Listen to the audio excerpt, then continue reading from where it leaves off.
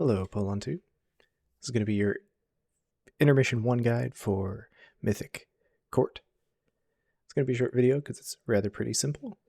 It's a couple rules to follow by, which we'll go through. That's about it. Basically, we're going to be always rotating right as a group, with one small exception to that, which I will go into. We always want to stay loosely spread in this phase to not have double orb stacks to accidentally kill each other. The only way you're going to die in this fight is if you are in a wedge as it is disappearing, or if you hit someone from the opposite color, or if you collect too many orbs. Other than that, there's really no way to die on this phase. It's pretty easy. So we're going to start off this phase on the opposite colors relative to what you're assigned.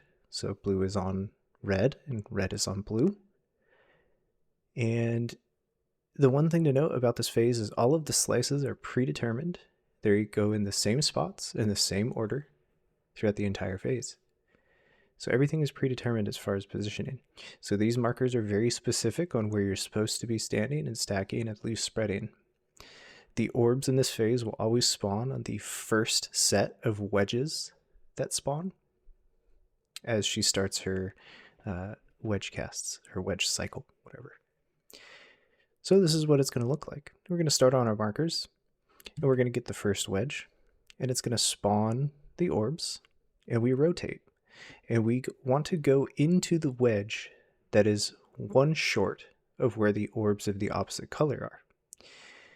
This is essentially what the room is going to look like, and that's the order in which these spawn exactly. So this is what it's going to look like as we rotate.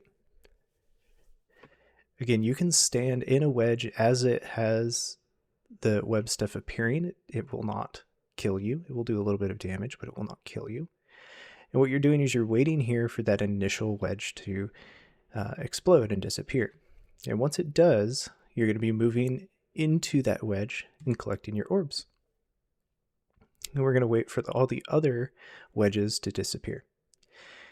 Now again, there's only one movement on this phase where we need to move left, and it's only slightly, and it's right now. So this is after you collect the first set of orbs. What we're going to do is kind of shimmy left a little bit to make sure we drop orbs in the initial wedge spot, because the initial web spot is going to be slightly left of where the markers are. So we're going to pre-position a little bit, and then we're going to just do the same thing. We're going to bait those and rotate around the room, and stopping one wedge short of where those orbs are that you're supposed to soak. Wait for it to disappear, and go select your orbs. And essentially, we do this for the rest of the phase. We don't shimmy back anymore, because this is the correct positioning for the next set of wedges as we go through the phase. So we just do it again, and rotate, and wait. And we go ahead and wait for them to disappear and get our orbs.